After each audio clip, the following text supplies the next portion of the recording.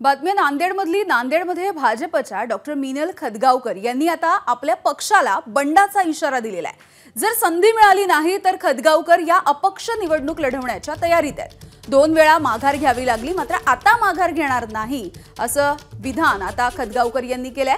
Doctor Meenal Khadgaonkar या नांदेडच्या नायगाव मतदारसंघामधून यंदाच्या वेळची निवडणूक लढण्यासाठी इच्छुक आहेत। तर सध्या नायगावमध्ये भाजपचे विद्यमान आमदार राजेश पवार हे आपल्याला बघायला मिळतात।